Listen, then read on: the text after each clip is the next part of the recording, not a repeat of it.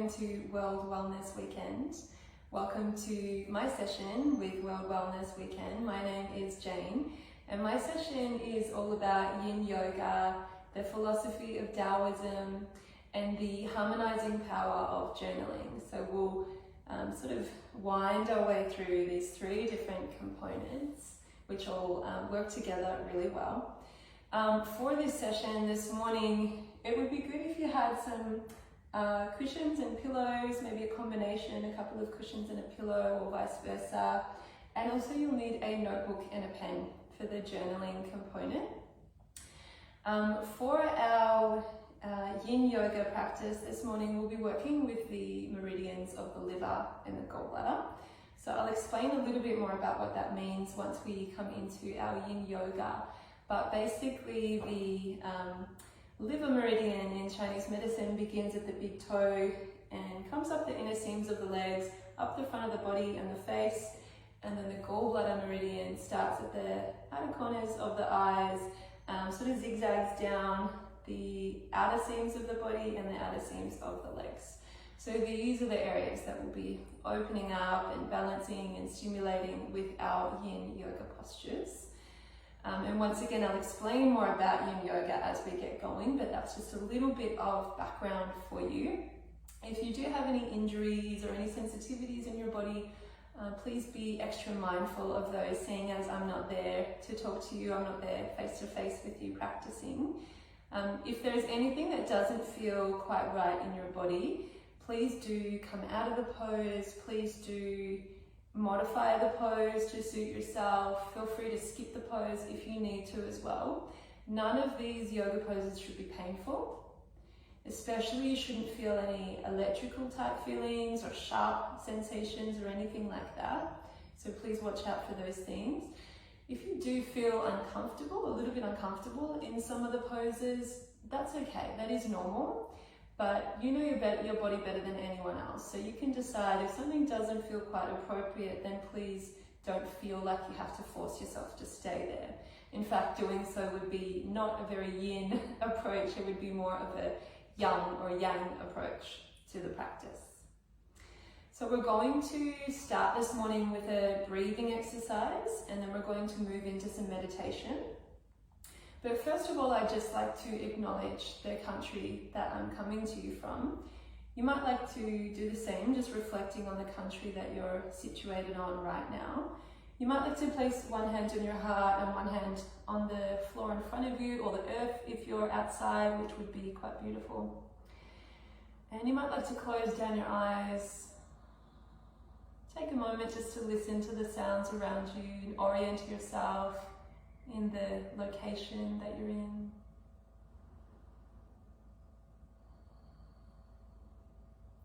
And I would like to acknowledge that I'm coming to you from Bunurong or Bunurong land.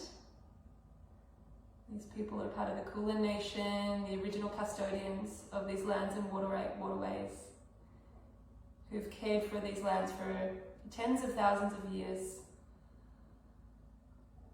And I would also like to pay my respects to elders past, present, and still to emerge.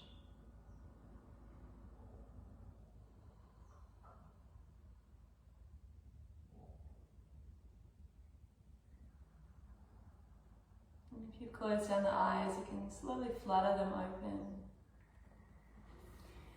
And so for our breath work and our meditation, you can stay seated or you can lie down if that's more comfortable. It will work both ways. And of course, if you're seated, you can always come to lie down at any point if you need to. So if you're seated, you can bring your hands and place them around your knees, or you could just rest them in your lap. If you're lying down, it might be nice to lie with your legs long.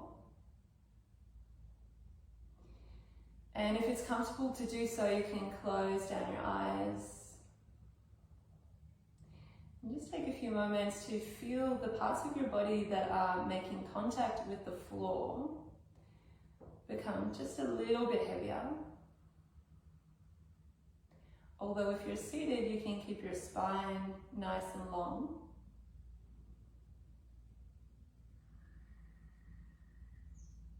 And we are going to begin just with some abdominal breathing. So some belly breathing. So you're more than welcome to place your hands on your belly if that's helpful during this exercise. We're just going to breathe in and out of the nose, and when we breathe in, we're going to feel our belly swell. And when we breathe out, we'll feel the belly soften. We'll take a few more breaths like this. You don't need to breathe super deeply, just slowly. So inhaling, belly expands. Exhale, belly relaxes. And let's take just 3 more breaths like this at your own pace.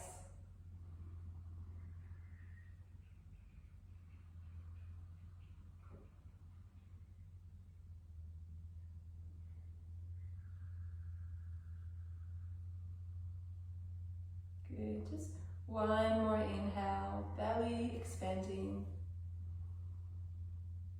One more exhale, belly softening. Beautiful. From here, we are going to come through Tortoise breath, which is a Chinese breathing practice. And it's based on the idea that the tortoise can live up to 400 years, and that tortoises only breathe about 3 to 4 breaths per minute. Humans breathe between 8 and 12 breaths per minute on average.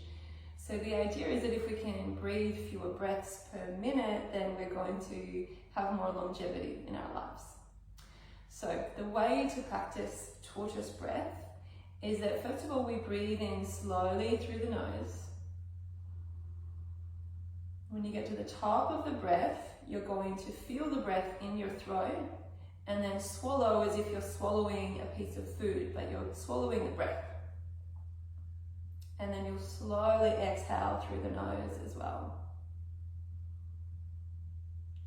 We're going to do 7 of those. So whenever you're ready, we're inhaling through the nose, swallowing the breath, slowly exhaling as slowly as you can. Good. And beginning again. So inhaling, swallowing at the top, slowly exhaling out the nose. Good. And again, breathing in. Swallow the breath. Slowly releasing the breath. Good. Again, inhaling. Swallow the breath. Slow exhale. Inhaling when you're ready. Swallow the breath. Slow exhalation. Inhaling. Swallow the breath.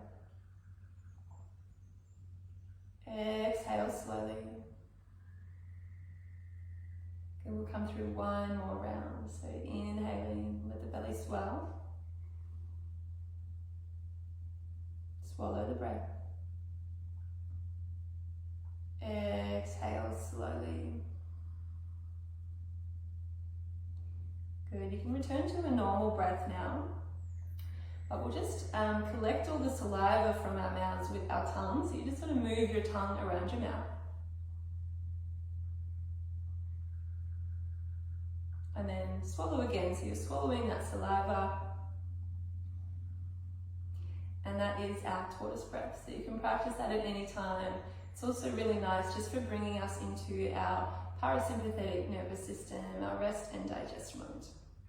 So from here, we're in a really good state to come into our meditation. So once again, you can be seated or you can be lying down. Eyes closed is preferable, but if that's not comfortable, you can just find something to gaze upon softly. Good. And in your meditation, with your eyes closed, I invite you just to First of all, focus on the sounds in your external environment. So you might be able to hear nature sounds, bird calls.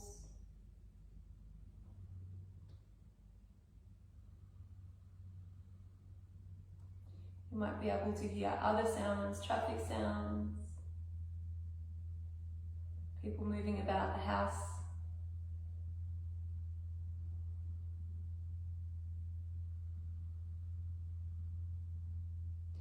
Then you can start to draw your attention in a little closer, so you're beginning to notice and hear and feel the breath once again. So coming back to that conscious belly breathing.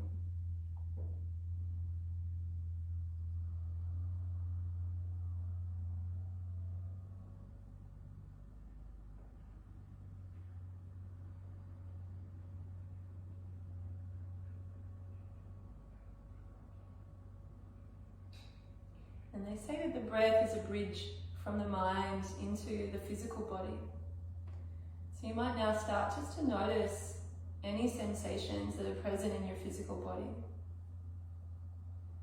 including the ground beneath you, the feeling of your body making contact with the earth or the ground, and the feeling of the air on your skin.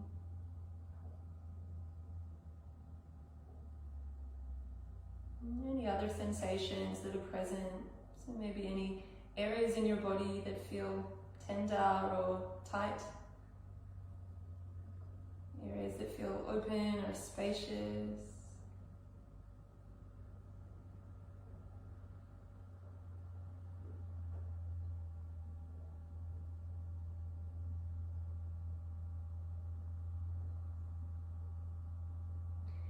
From here we can begin to notice not just our physical body, but our energetic body. So you can perhaps begin to notice the way that energy is traveling through your body. You might be able to notice if that energy feels sort of awake,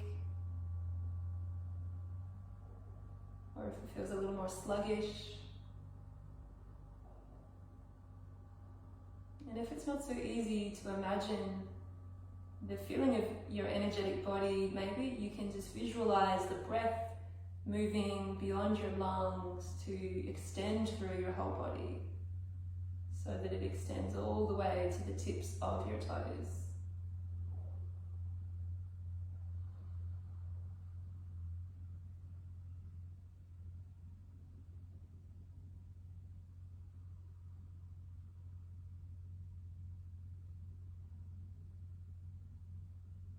It's okay if your mind is wandering. We can just gently steer it back and bring it back to these anchors of noticing the breath, noticing sensation. So continuing that nice conscious breathing.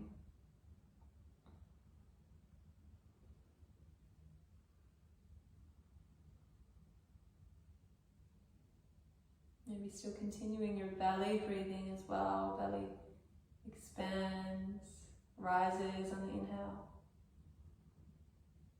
softens, falls on the exhale.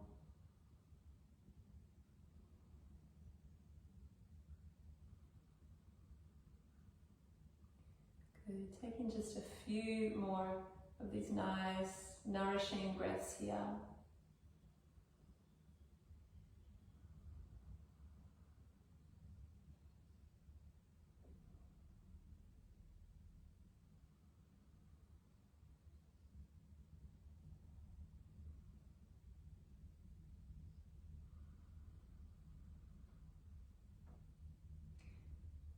Slowly you can become aware again of the sounds in your environment.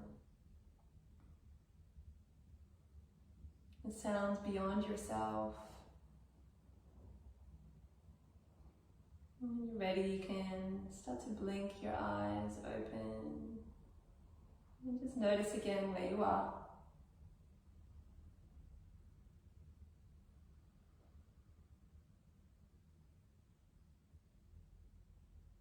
If you are lying down, you can slowly make your way over onto your side.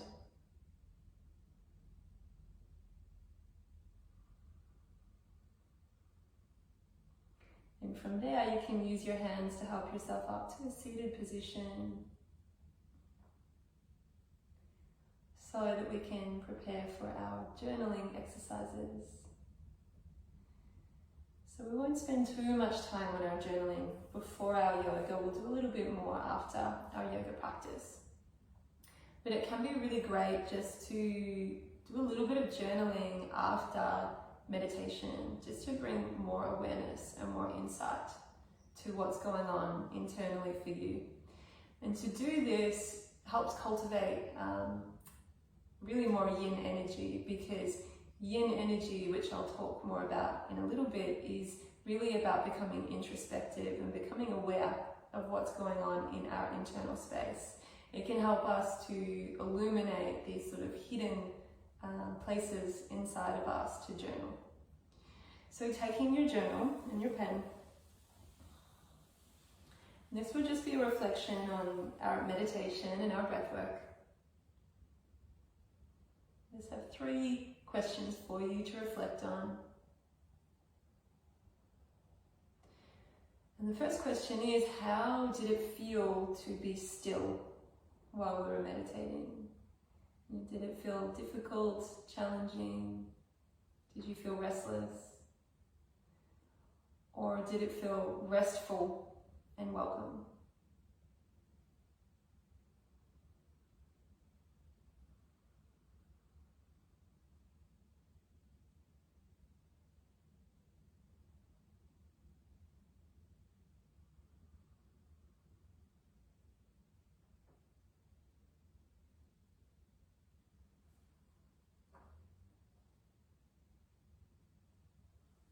So I'll give you just about 30 more seconds to reflect on that question.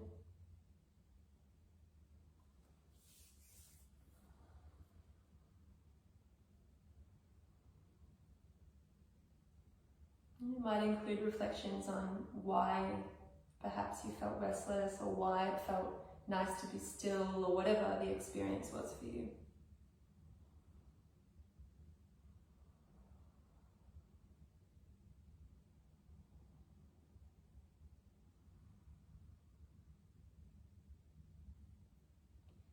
And your second question, when you brought your attention to the activity of your mind during your meditation, was your mind busy and active? Did it feel chaotic or cluttered?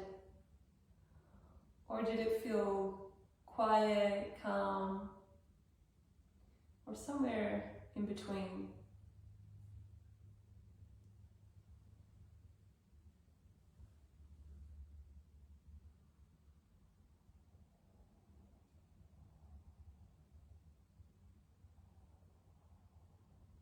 And of course, you can come up with as many words as you like to describe for yourself what your mental activity, your mind activity was like during your meditation.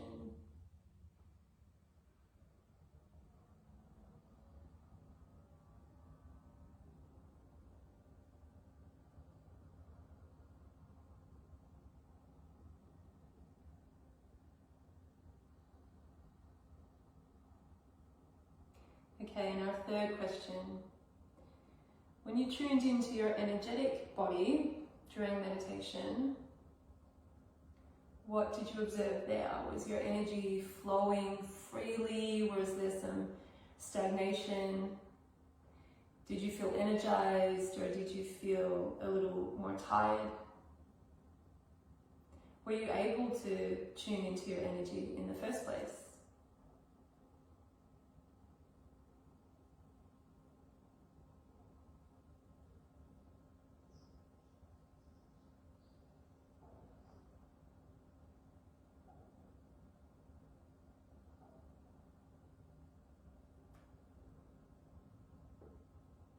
I'll give you just another couple of moments to reflect on that last question.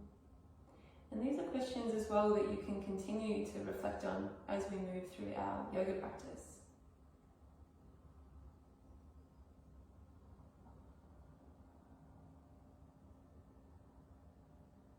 Okay, so as you are ready, we are going to begin lying down for our Yin Yoga practice. So you can come to lie on your back when you're ready. And we're going to have our knees bent and our feet flat. And from here we will pick up the right foot and place the right ankle at the top of place the left ankle at the top of the right thigh. So you might stay just like this. You might already be feeling an opening or a sensation in the left glute or the outer left hip. But if you do want a little bit more, you can pick up your foot, interlace the hands around the back of the thigh or the shin and draw that right leg towards you.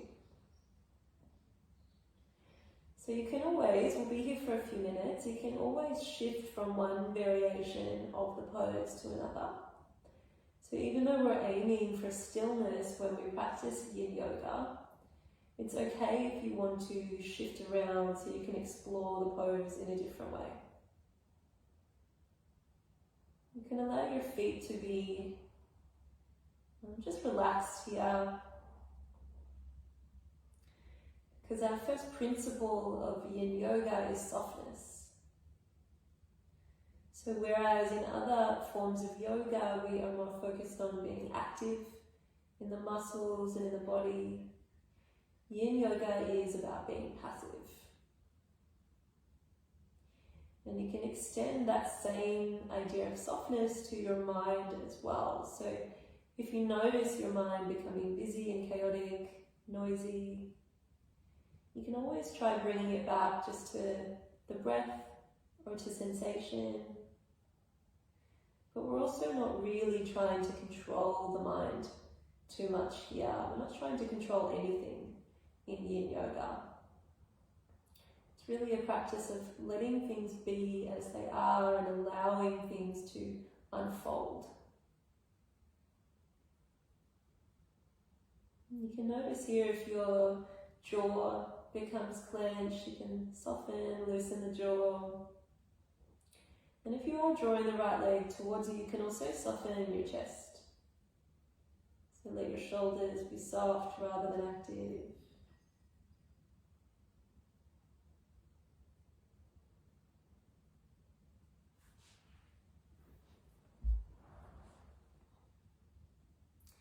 So as I mentioned before, our Yin practice is really all about approaching the shapes, not with a sense of force, trying to force or push the body into the shapes, but more of this gentle allowing. So some of the words that we use to describe Yin Yoga are softness, steadiness, surrender.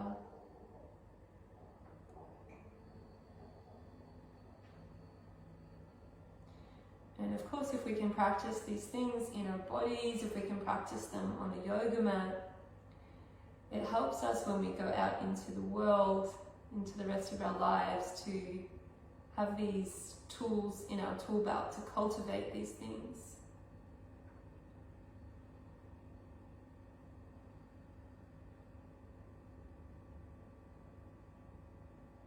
You don't need to breathe in any special way during your Yin practice. You can allow the breath just to move at its natural pace, just to flow. So you might pay attention to the breath, but you don't need to control or manipulate it.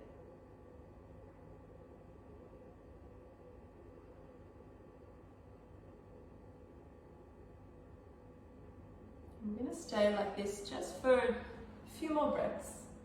Easy, gentle, soft breathing.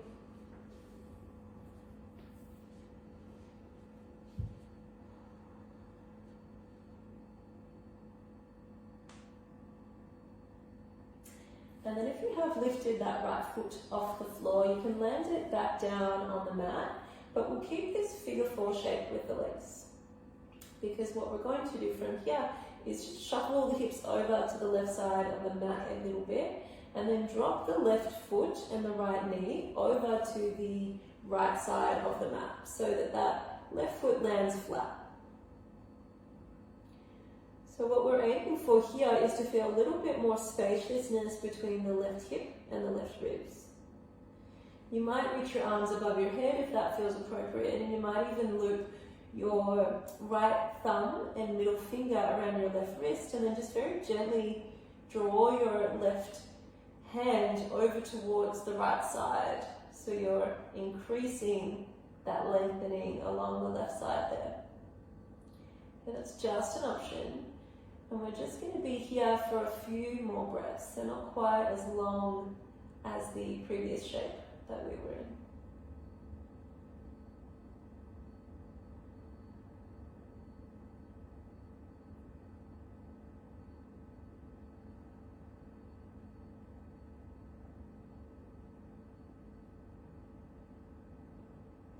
And releasing, if you're holding that left wrist, you can bring your shoulders back to the center, bring your knees back to center and your hips back to the middle of the mat as well. And then we'll float that left foot down to land on the mat. We'll take the feet as wide as the mat, and we'll just let the knees fall from one side to the other, just like windscreen wipers. This is just a nice way to release the lower back and the hips before we come into that shape on the other side.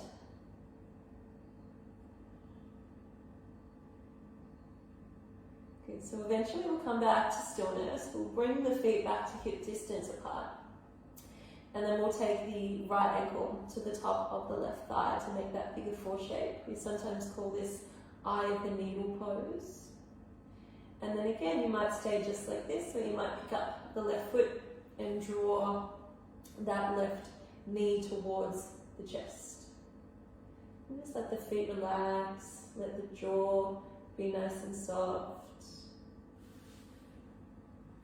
And once again, we will be here for just a few minutes. The reason that we practice Yin Yoga poses, or we hold them for a few minutes at a time, is because the tissues in the body that we're targeting, the yin tissues, are less elastic than muscles. They're more plastic. So we're talking about the tendons, the ligaments, the fascia, even the bones sometimes can be targeted in Yin Yoga. So these tissues, they respond more to long holds. They take a little bit longer to be influenced. And I really encourage you, if it does feel comfortable, to close down your eyes in these poses. Just a signal to your body and to your mind that this is a time to be reflective and introspective.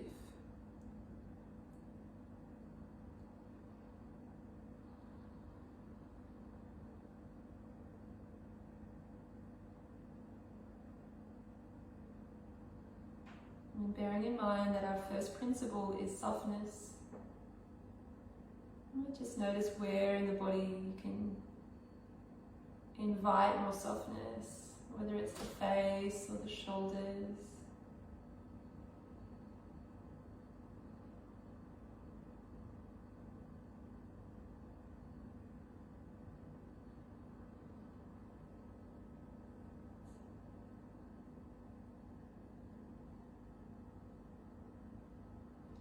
And so, as you might have guessed, Yin Yoga gets its name from the concept of yin and yang, or yin and yang, as we sometimes say.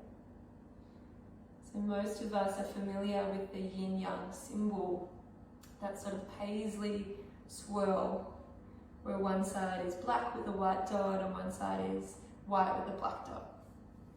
So the black part of that paisley swirl is the yin side and the white part is the yang side, but each contains a little bit of the other. So this is one of the concepts that's central to the Taoist philosophy. And I will explain a little bit more about what this means, but we'll stay in this shape just for a few more breaths.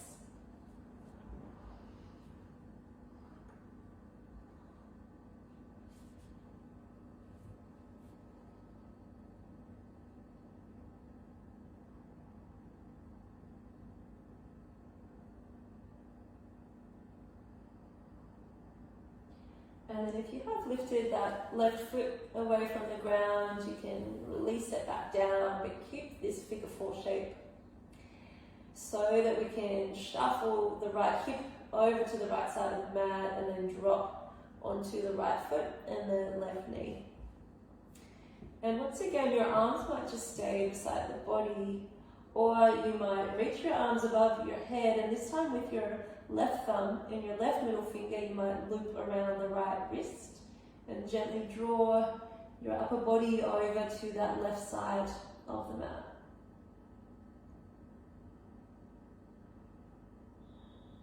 So we'll take just a handful of breaths here.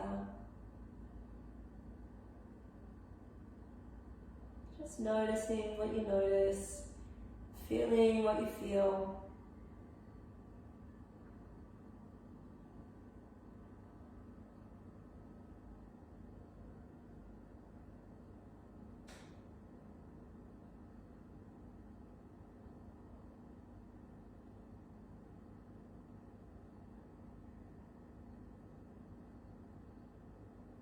We'll spend just one more easy breath here.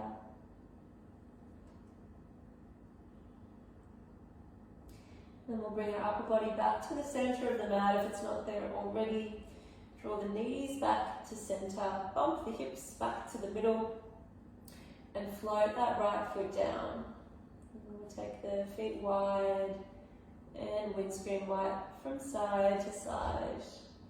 You can do this as slowly, as gently as you like.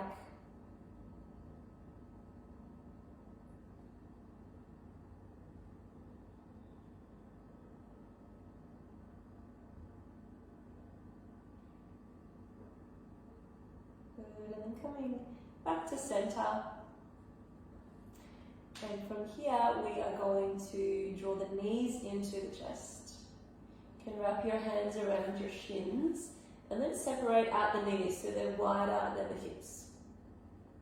So just noticing that sensation in your inner hips, your adductors.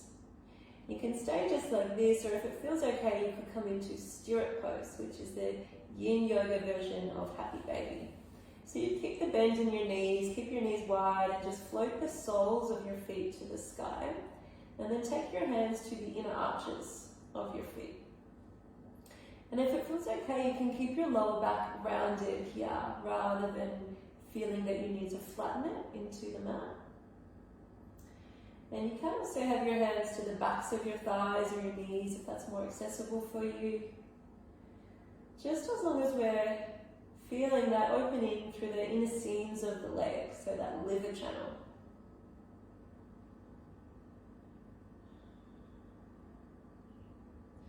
So this is another one that we won't stay in for quite as long as some of the other poses, because I know that it can be a little bit juicy to open up the inner hips in this way for most of us. And if it is a juicy sensation for you, and see if you can just sit with that experience while we're here, knowing that we won't be here for too much longer. Just allowing yourself to inhabit the body, inhabit that sensation with curiosity.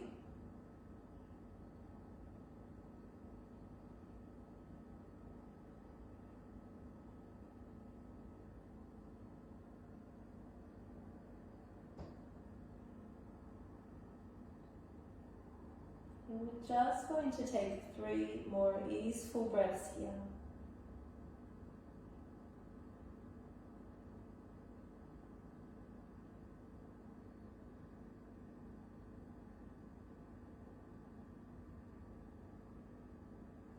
Good, and then drawing your knees back into your chest, you can give yourself a hug.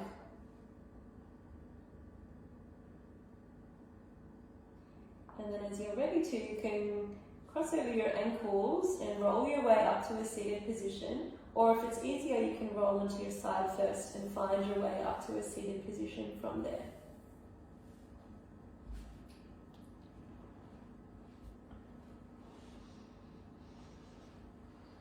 And so from our seated position, you might like to sit on the edge of a cushion, or you might like to roll up your mat and sit on the edge of your mat, just to help elevate the hips a little bit.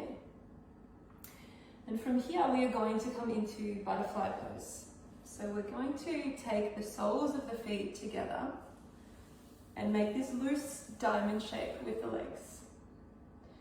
We're going to be folding forward from here, but you are very welcome to use some props here if that's helpful. So you could support the outsides of your knees with cushions. You could make a pile of cushions in front of you to support your torso as you fold forward. And I should say as well that if this isn't right for your spine, if you have issues with discs in your spine or anything like that, then you could lie down instead and just practice this diamond shape with the legs, but lying down. You'll still get the liver benefits of the pose. So if you are seated, when you're ready, you can just allow your spine to round forward, or round as much as feels appropriate in your body.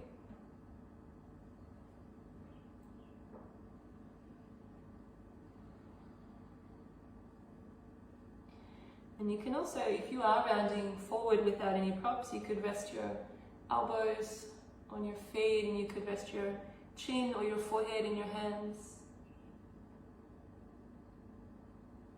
Take as long as you need to find your way into your version of the shape, whatever that looks like for you.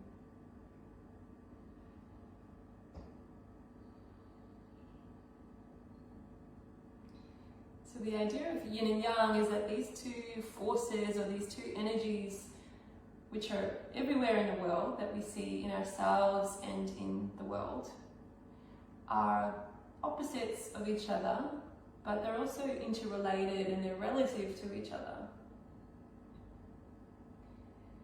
So when we look at a mountain, we would say that the sunny side of the mountain is the yang side, and the shady side is the yin side.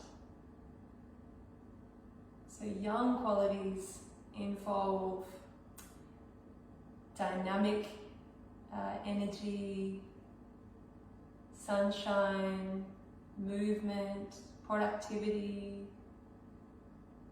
activeness. Whereas yin qualities are more associated with stillness, softness, darkness, nighttime, passivity. So within each of us, there's an interplay between these two energies. Same as in the world, there's always an interplay between these energies. And we could say that the way the world is at the moment is that it's maybe veering a little bit more towards the yang side. So there's a lot of movement, there's a lot of productivity, there's a lot of feeling that we need to do all the time. Yin energy is more about being rather than doing. So it can be really nourishing, really helpful to have these opportunities to lean into our yin side, to become more inward focused rather than always being outward focused and giving our energy outwards. Yin is more receptive.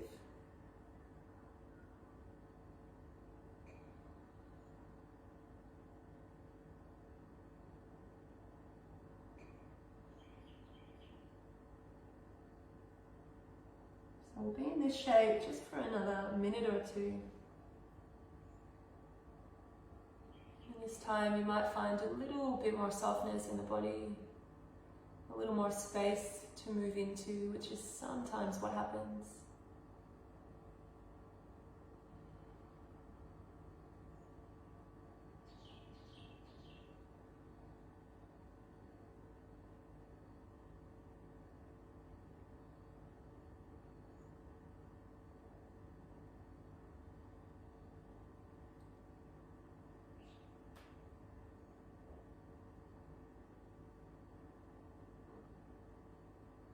we'll take just about 3 more breaths.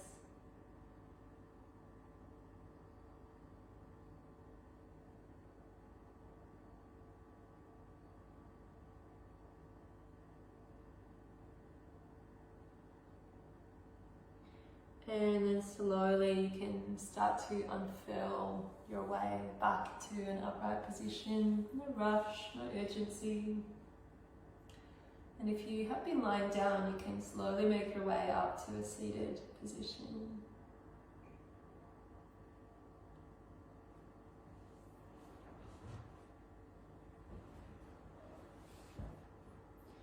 So that was our butterfly shape. For our next shape, we'll be coming into half butterfly. So we'll take the right leg long and we'll bring the left foot to the inside of the right thigh. And what we'll be doing from here is bringing the right elbow down towards the right leg, and we'll be resting the face in the hand. So you could from here have a stack of pillows or cushions on top of that right leg, just to bring the leg a little closer if it feels quite intense to practice this shape without any support. The other option is that if you feel that your right leg is hyperextending, you could have a cushion or a rolled up blanket underneath that knee, just so there's a soft bend. So making your way into your version of the shape. I'm just putting our timer on for 3 minutes. They say it takes about 90 seconds before we start to influence the yin tissue, so 1.5 minutes.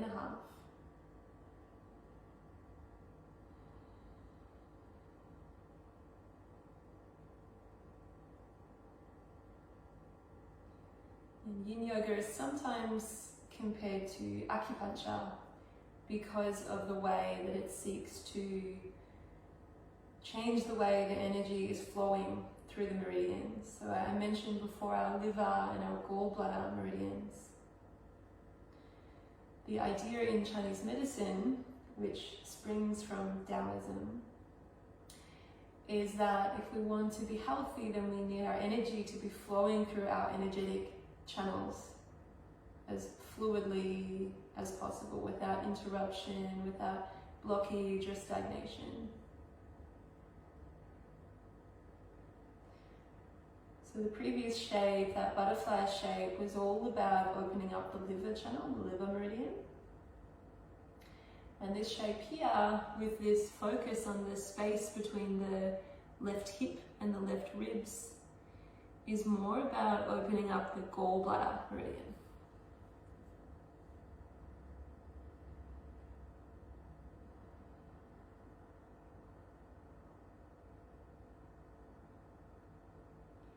Before I talk more about the liver and the gallbladder meridians and what all of that means, I'll just explain what we mean when we talk about Daoism. So Daoism is a philosophy that's thousands of years old, originating in China. And it's all about the Tao, spelled T-A-O. And Tao translates in English as the way. And what it means is a system or a philosophy or approach where we seek to go with the flow of the universe rather than forcing or pushing against it or trying to reroute things or having resistance to the natural flow and the natural way of things.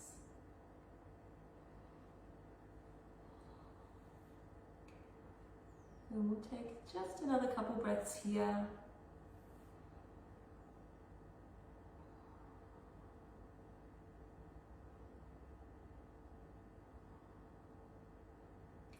And then slowly you can peel your cheek away from your hand and sit upright. And before we come to the other side, we'll just bring the left hand behind us, the right hand onto the left knee, and just gently take a twist, looking over your left shoulder but twisting from your waist, from your midsection.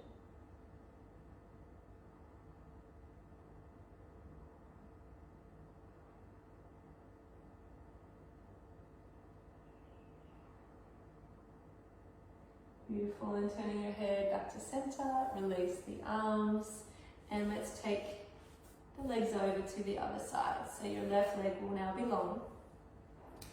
And once again, you can do this without props, or you can use your cushions as extra propping on top of that leg or underneath the leg if need be.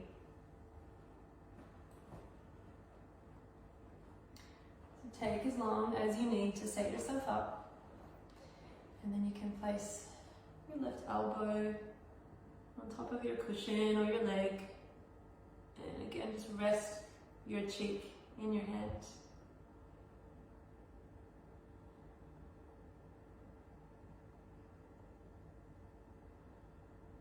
And so again, we'll be here for about 3 minutes.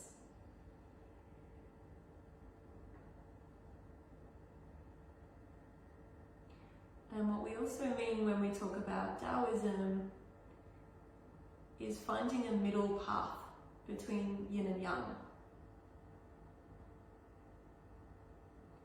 So finding that balance. And being that we're nearly approaching the spring equinox, which is obviously a time with equal day and equal night, it's a really great time to be focused on how we can create more balance in our lives, how we can walk that middle path between yin and yang, between activity and passivity, between movement and rest, between pushing for what we want and letting things be as they are, between interacting with the world and interacting with our own inner worlds.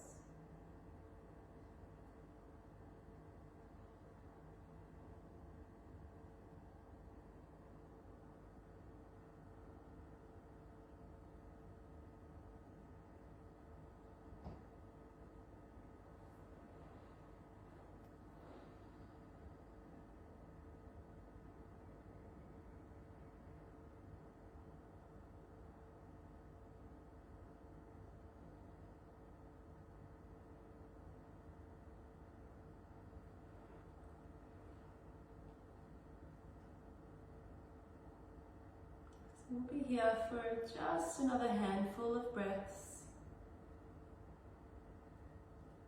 Again, noticing what you notice, feeling what you feel, being curious.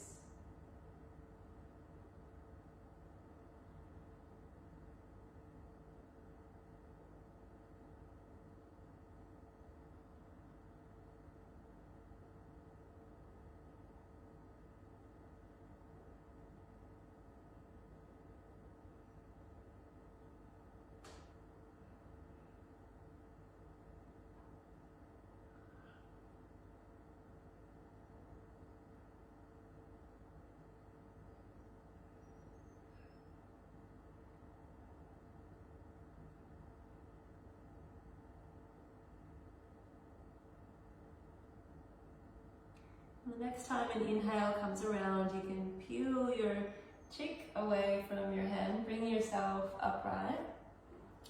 Just shift any props to the side.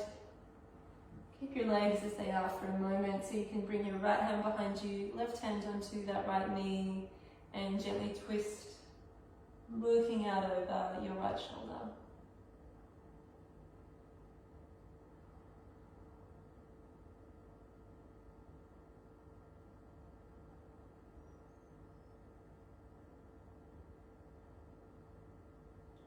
Returning your head to center.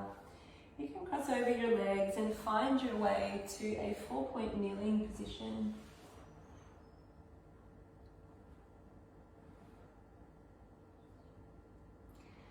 So from here we are going to come into a shape called Sleeping Swan. We'll start with the left side, as I always do, because that is the yin side of the body. So we'll slide the left knee behind the left wrist, And then we'll shuffle the left shin towards the top edge of the mat. It might be on a diagonal, most likely, or it might be parallel to the top edge of the mat, depending how much space you have in your hips. And then you'll shuffle your back leg as far back as it will go. You can even look back behind you and just check that that leg is straight. And in our swan pose, we want to have our hips as level as possible. So if you're dropping onto your left hip, try to square the hips a little more. And if you have a reasonable gap underneath this left sitting bone, you can always place a cushion underneath there for extra support. You're very welcome to stay up here on your hands if this feels good for you. Otherwise, you could start to walk your hands out in front of you, maybe come down onto your forearms. You've also got your cushions here if you would like to use them as support. So it can be nice just to rest your arms and your torso on your cushions. You can pile them as high as you like. And so once again, take as long as you need to find your variation of the pose, the one that makes sense in your body today. The area that we're targeting here is the same as that first shape that we came into, that eye of the needle pose. So we're targeting, as you can probably feel, the area around the left outer hip and left glute. You might also be feeling this along the front of the right thigh into that hip flexor there, depending on where there's tension or tightness in your body. This is another shape that for most of us will be juicy. So just bearing that in mind, keeping your jaw nice and relaxed. Sometimes the jaw likes to clench in response to intense sensations in the hips.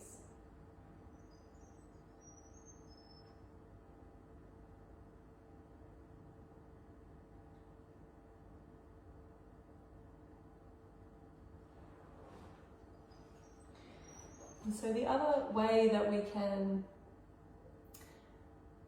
be in alignment with the Tao, we can harmonize with the Tao, is to harmonize with nature and the seasons.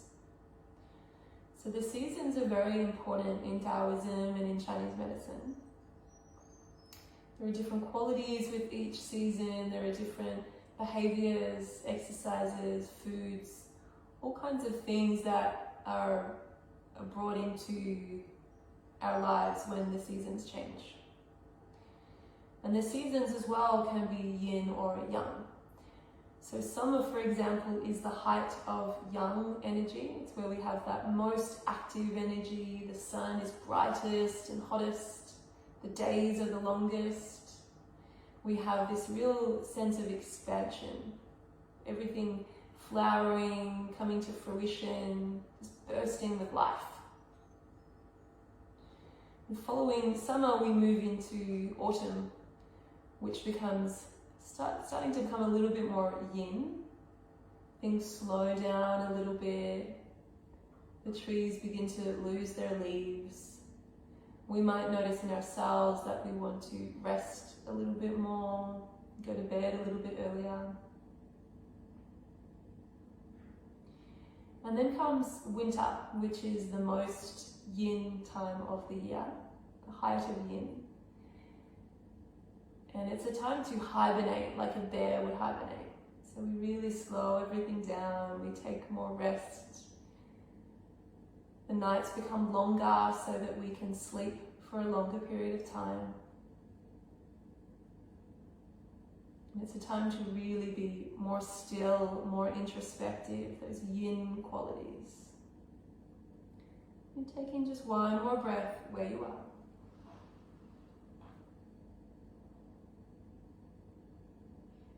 Starting to peel your body away from the mat as you come up onto your hands. Good, you can remove any props that you're using underneath your back hip. And then slide your front knee back to a 4-point kneeling position. We're going to take just about a minute here to rebound in any way that you like. So you may feel like taking that left leg back behind you and just rotating out through the hip to release. You might feel like pushing back into a downward facing dog, just a lazy, gentle one. You might feel like coming to lie on your belly or in a child's pose. This is a moment just to listen to your body and see where it feels like going next. Is it just for a handful of breaths? You can be still, you can be moving.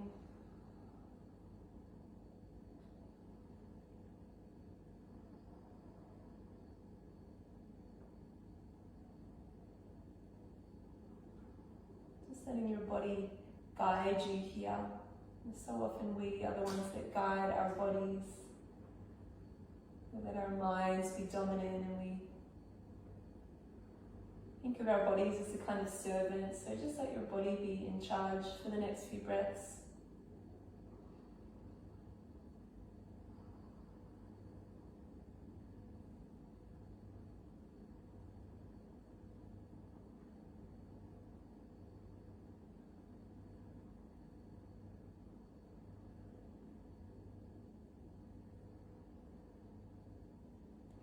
And then when you're ready, we'll meet each other back in a 4-point kneeling position.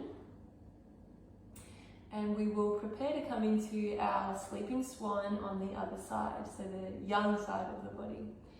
We'll bring the right knee behind the right wrist, shimmy that shin towards the top edge of the mat, and then slide your back leg as far back as it will go. And once again, if you notice a gap underneath your right hip, you can place a cushion or a block underneath there. You've got your other cushions or pillows here as extra support if you need. And whenever you're ready, you can find your way maybe down onto your hands, onto your forearms, whatever works for you. And as with the other side, we tend to clench the jaw when there's a juicy feeling in the hips. So let your jaw and your face be soft. Let your whole upper body be soft. Just noticing any resistance. Not meeting that resistance with force, but meeting it with softness. A sense of just allowing, unfolding, yielding, letting go what you can let go of.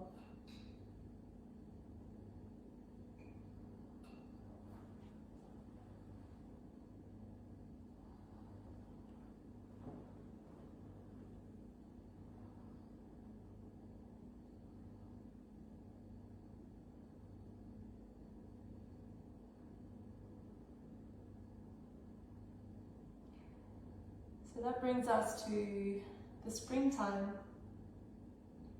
In Daoism, the springtime is the season of everything beginning to grow upwards, this sort of upward movement. Not quite the expansiveness of summer, but this sense of starting our journey towards that.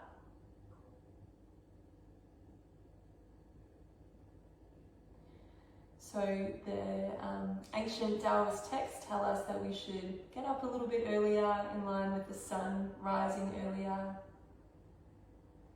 and that it's a really good idea to get outside and immerse yourself in the fresh spring air in the morning. That it's also a good idea to move our bodies a little bit more, become a little bit active after the hibernation of winter.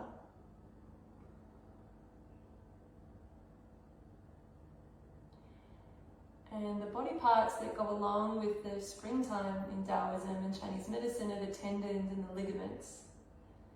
So Yin Yoga is a really great practice for the springtime because these are part of the Yin tissues that we target in our Yin practice.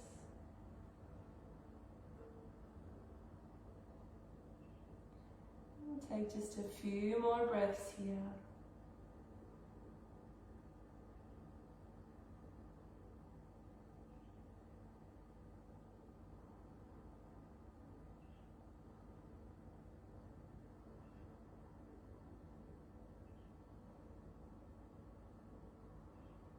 staying for one more breath in your swan.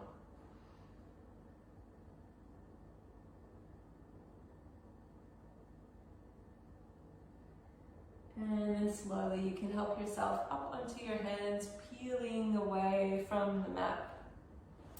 And we'll slide that front knee back to all fours.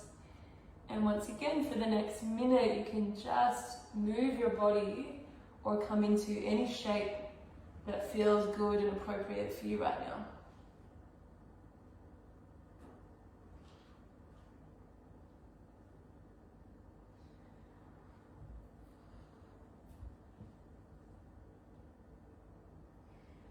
So just allowing yourself to be led by your body.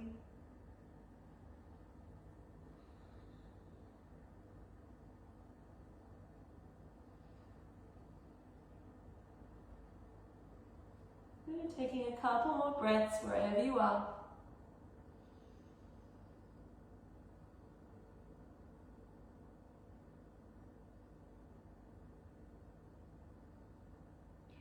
And then as you feel ready, we're going to meet each other back in a 4-point kneeling position.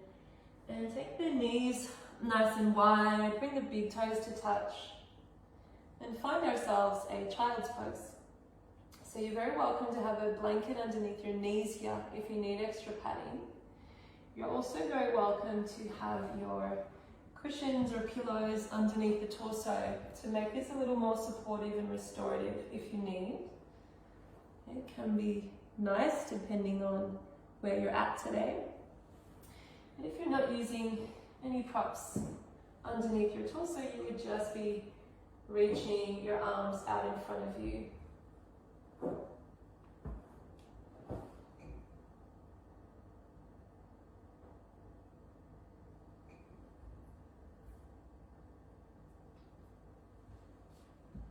So this is part of our rebounding. After getting into the outer hips in our swan poses, we're now shifting back to the inner hips, the liver meridian.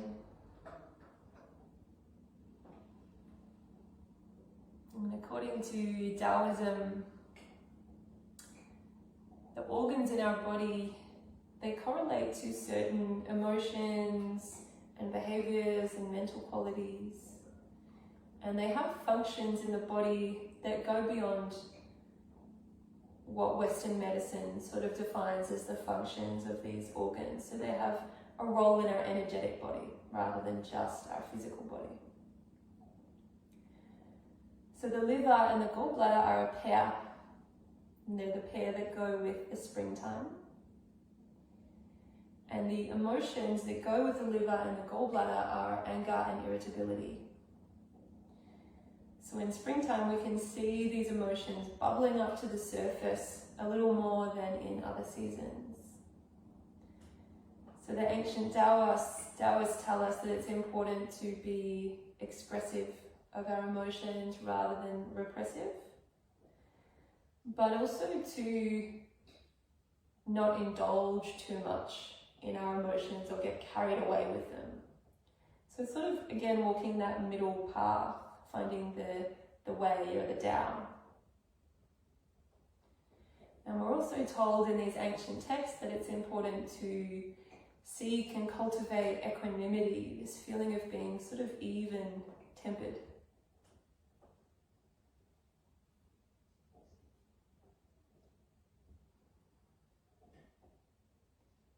And taking just another couple of breaths here.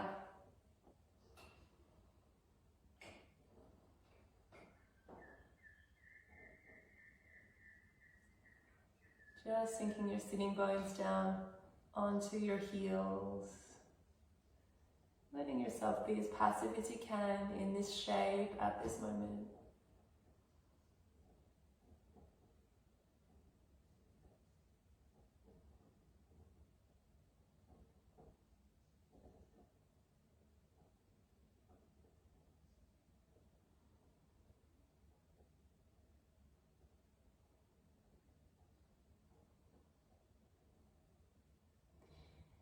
And then as you feel ready, you can bring your hands beneath your shoulders and gently press yourself up to a 4-point milling position.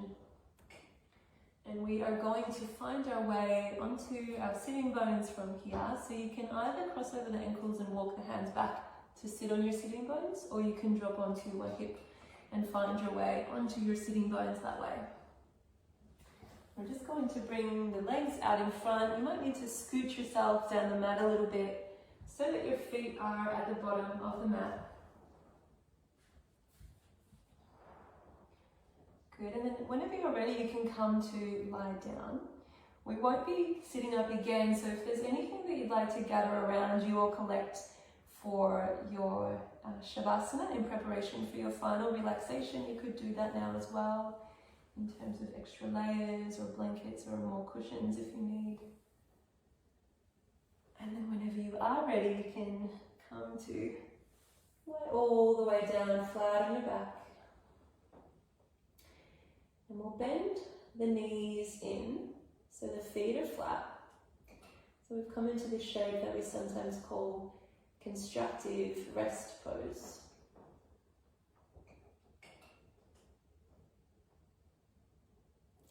And from here we can just heel toe the feet to the outer edges of the mat. Let the knees fall together.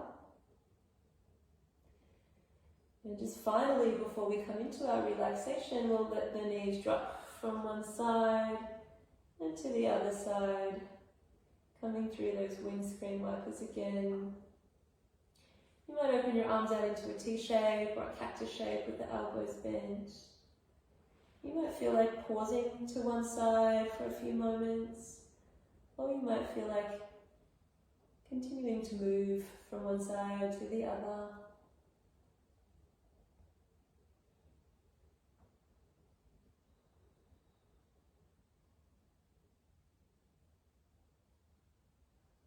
Good. We'll take just a few more breaths wherever you are.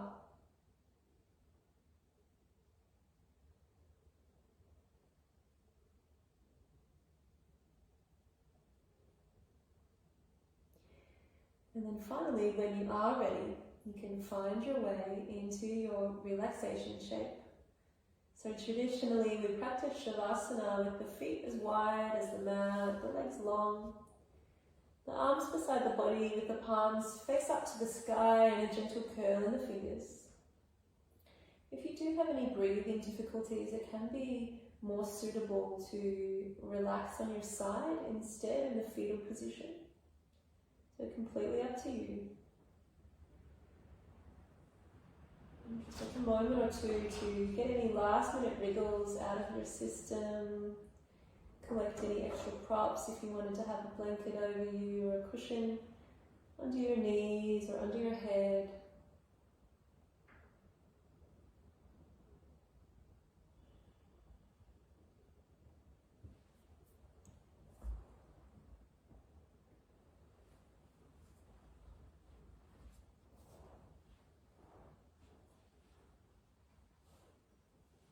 And once you've found that position that feels as comfy and cozy as can be for you in this moment, you can just allow yourself to become a little softer in the body, a little heavier.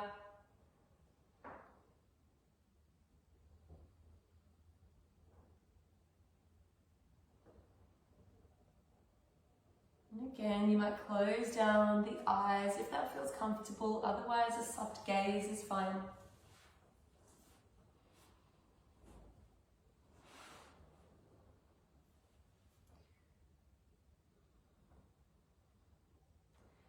And from here, just allowing your forehead to become smooth and unfurrowed by thought.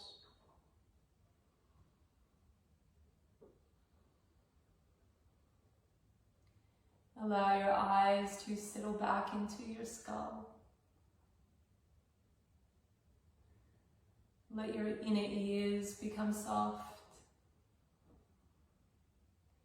Your cheekbones spacious. Your jaw unclenched. And your tongue sleeping in its little bed behind your bottom row of teeth.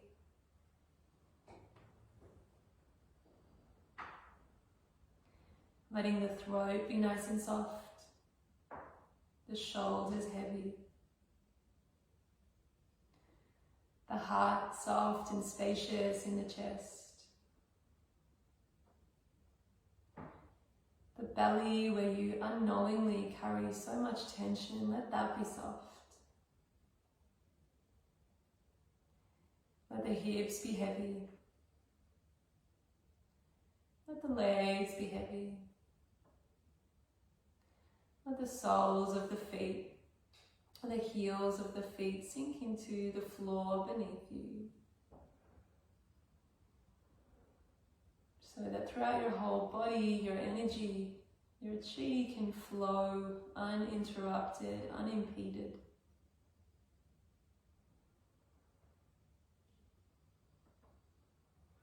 Let your bones be heavy, your muscles soft, your joints languid.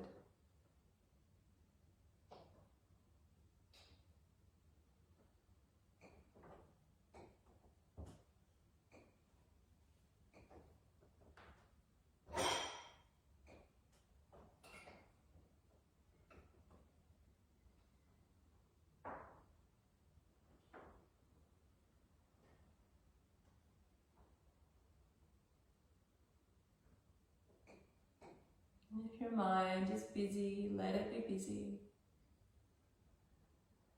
But let the thoughts just come and go. Allowing yourself to feel like a pebble sinking to the bottom of a riverbed. Just allowing everything to wash over you and flow around you. Thoughts in your mind, the sound of my voice and other sounds in your environment. All these things wash over you, wash around you.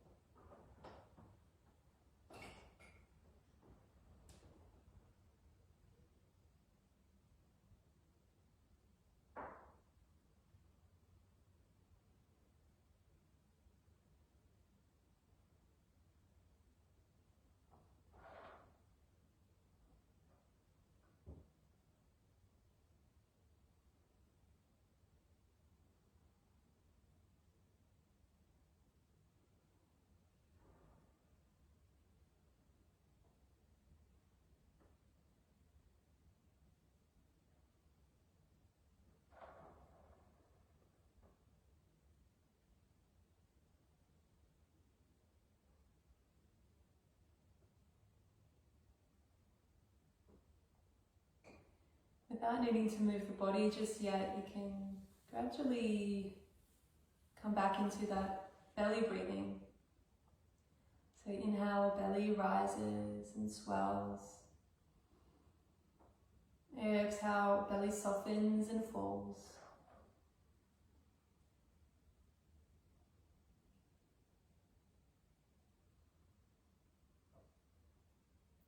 When you're ready to, you can begin to wriggle your fingers and your toes and maybe roll your head from one side to the other.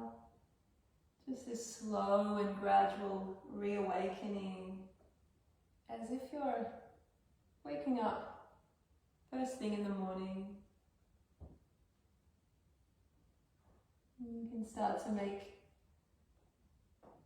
bigger movements with your body, but let these movements be gentle and instinctive, intuitive.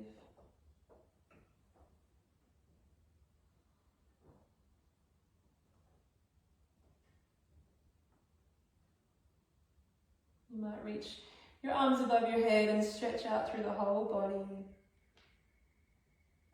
You might curl into a little ball if that feels good and hug your arms around your legs.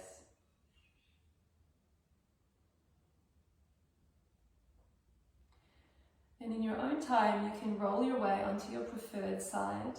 Make a pillow out of your bicep. And just take take a moment or two here in this beautiful, quiet, still place that you've found within yourself.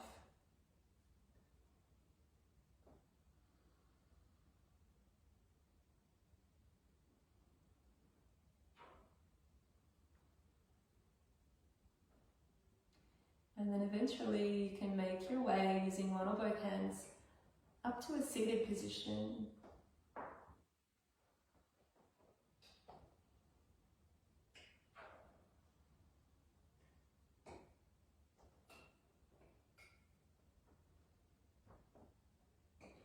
So here is where we will come into our second journaling exercise, this one a little bit longer.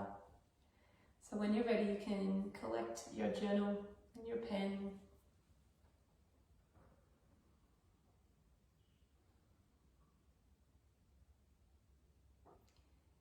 And of course, these questions or these prompts that I'm going to give you are completely open to interpretation. You can respond to them in any way that you like.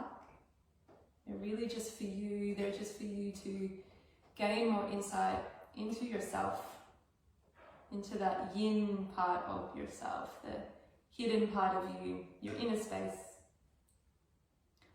And I find, as someone who's been journaling since I was a little girl, I find this to be just a really insightful, revelatory practice that anyone can do. You don't need experience, you don't need special tools. So when you're ready, I'll give you our first prompt, which is this. What changes have I noticed in myself with the changing of the seasons, with the springtime? You notice any changes in your energy, the things you feel like doing, your mind? I'll just give you about a minute to respond to each of these questions, but of course you can always pause and take longer if you need to, or come back later.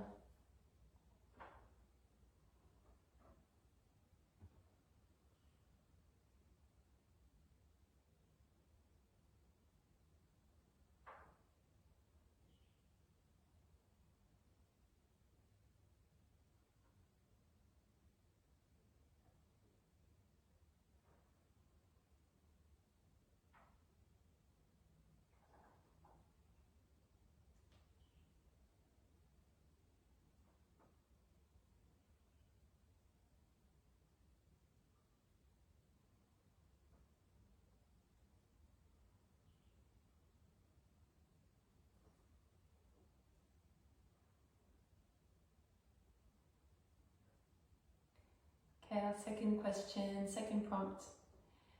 In honor of the spring equinox, how can I cultivate more balance in my life? More balance between yin and yang, or whatever it is that you need to balance.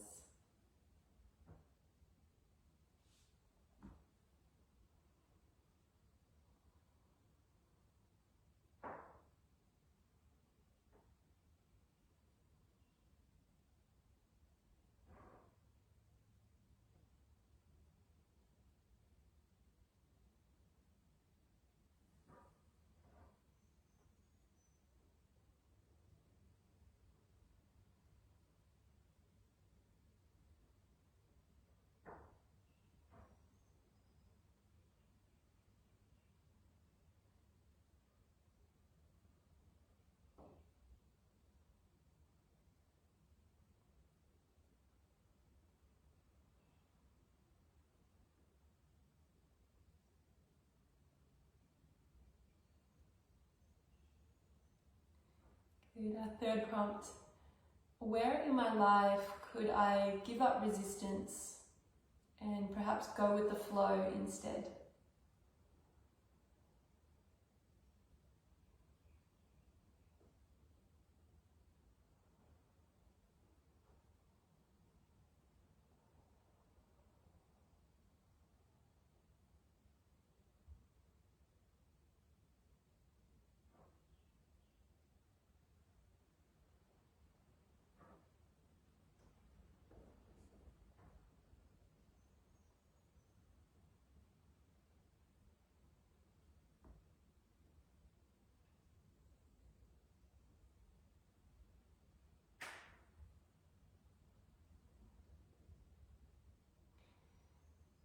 Our fourth prompt. Do I feel that I have emotional equanimity, or do I tend towards anger or irritability or repressing my emotions rather than expressing my emotions?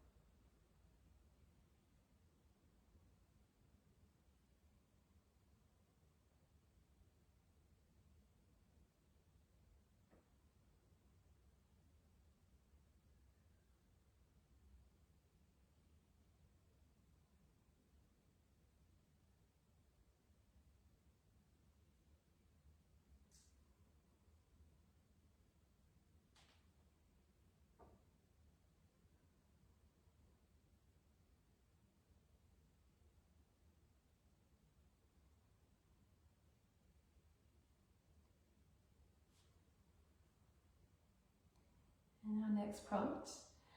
Which activities or exercises help me to feel more equanimous or more even-tempered?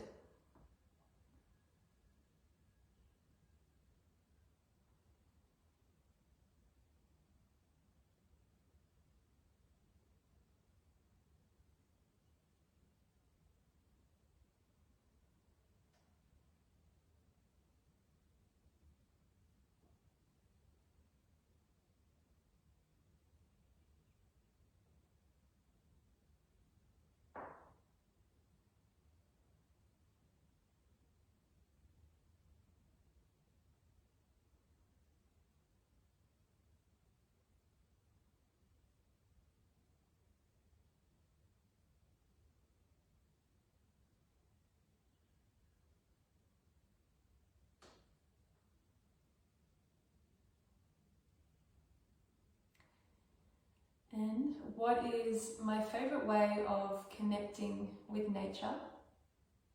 And how can I bring more of this activity or more of my connection with nature into my morning or into my day?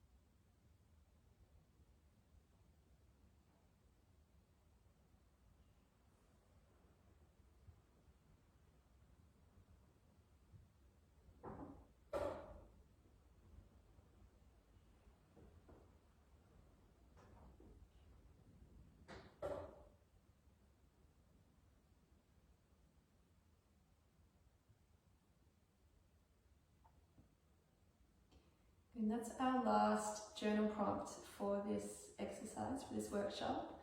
But of course you can continue writing if you want to, and like I said, you can come back to these prompts later.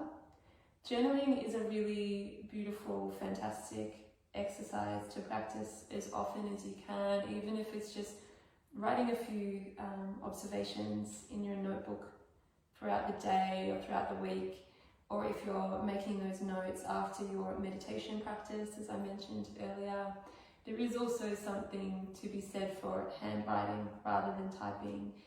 It engages a different part of your brain when you're writing with your hand as opposed to typing. So it's great if you can do that as well.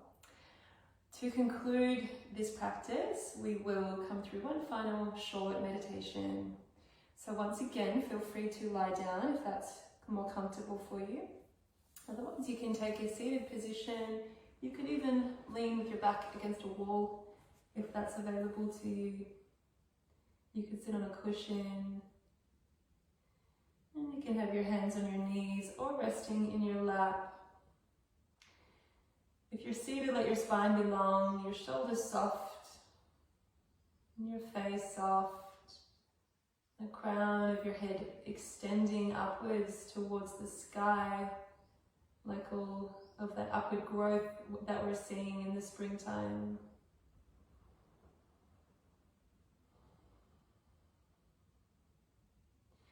Returning once more just to notice your physical body and how it feels in this moment. Noticing if it feels any different to how it did before our Yin Yoga practice.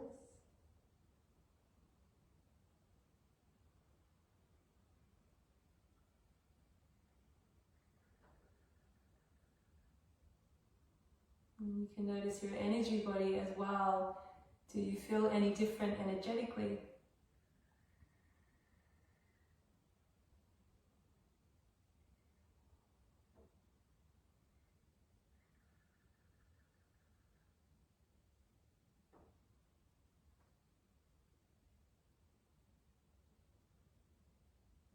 And bringing your awareness to the activity of your mind, the qualities of your mind. The mind is always fluctuating. You can notice if the state of your mind is different now to what it was earlier in the workshop.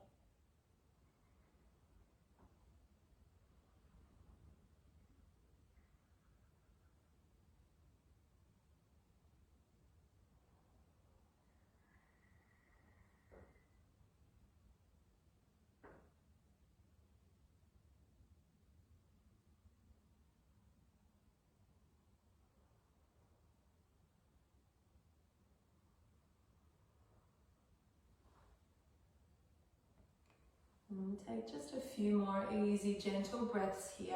That beautiful belly breathing, nice and slow.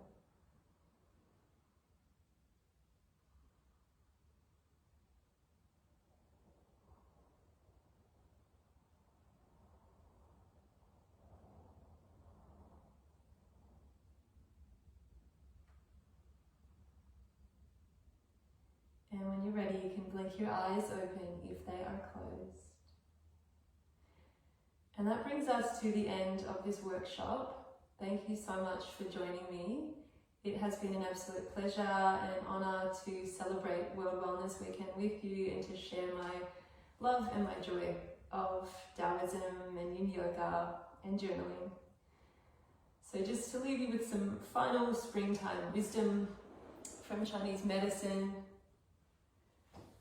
Just to get outside as much as you can, be in nature, breathe in that beautiful fresh spring air, and always eating in tune with the season. So eating your fruit and vegetables that are in season, listening to your body, moving in ways that feel good for your body, will help loosen up your tendons and your ligaments.